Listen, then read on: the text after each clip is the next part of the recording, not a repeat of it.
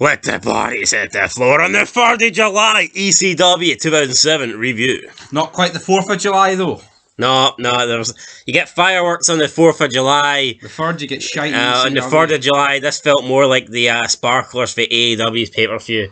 And that may have gave... But there's no Eddie Kingston. That may have gave Eddie Kingston TDSB or whatever you call it, but... TTSB. PTSD, you fucking dick. What?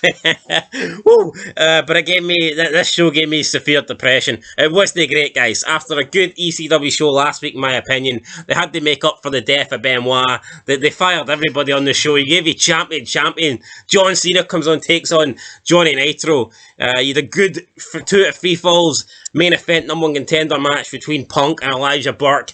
You'd Roddy Piper. You'd the Boogeyman, Matt fucking Striker. You'd everything. The rhymes were going great. But then we get a week later. And it all forgotten about even more. Yeah, so McMahon goes back to giving this absolute dross here on ECW. And I don't mean the dross that's going to puke, although watching this show, I did feel a bit like puking. So we kick off with John A. Nitro. John A. Nitro. I almost got his name wrong.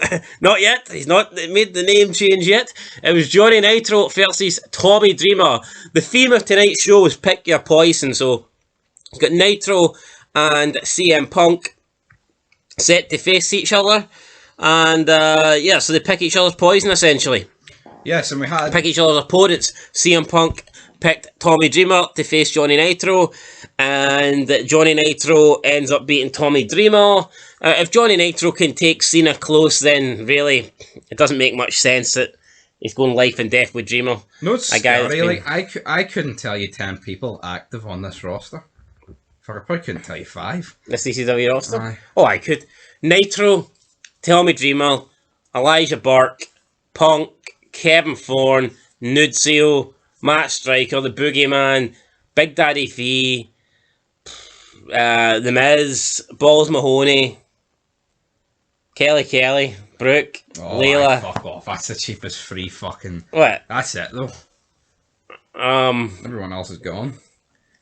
Well, on that note, so then we have Dreamer versus Nitro. Nitro beats Dreamer in a pretty. I off toe hold. Yeah, no. He does. No, that's next week's. Is it?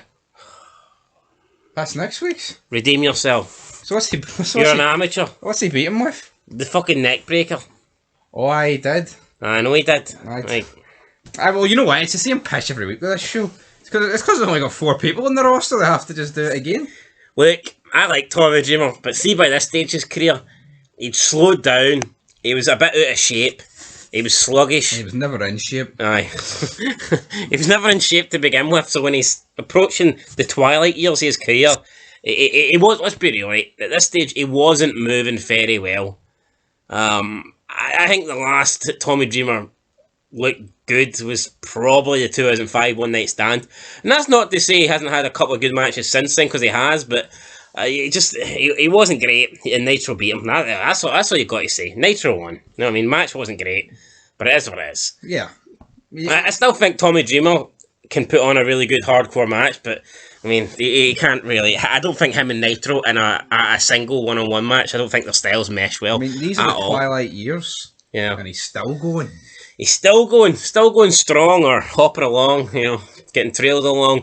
Then we don't get anything from the current show. We basically get 20 minutes of a replay of Punk versus Johnny Nitro Night of Champions. at Night of Champions for the ECW Championship. I thought this was incredibly lame. This wasn't even I don't know why they done this, to be fair. It's not like it was a Christmas special and they're showing you all best of 2007 or whatever.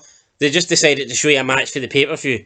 They never do this. I mean, back then, you had to pay. This wasn't a special event. You actually had to pay to watch the pay-per-view, and they were giving away a free match on ECW. Maybe they think a free match for a pay-per-view is better than Balls Mahoney versus Matt Striker or something, but maybe it was they charge people. They actually charge you fucking to watch Matt Striker versus Balls Mahoney December to Dismember, so... Maybe they were thinking, oh fuck, what about the people who are wondering what happened to Benoit? Aye, I mean, fuck, we need to show this match. That's why Nitro's champion. Okay, no, I done that last week.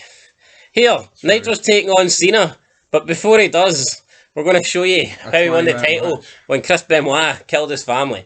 Right, so we get the match. I mean, the match was alright. Nitro won. Wasn't really expecting that. Surprised to just... Well, I was, because considering he's had the belt the past few weeks. But at the time, right, I just wouldn't have really expected Nitro to be ECW champion. No. But it is what it is. He was... But I guess they kind of need a face to go after a heel. That's more the... Aye, true, but I just thought... I didn't think he'd be the guy that'd move over to ECW. I know Punk is way more over than him, like, you know, it's just... Yeah, so he wins that. Then we move on to the main event.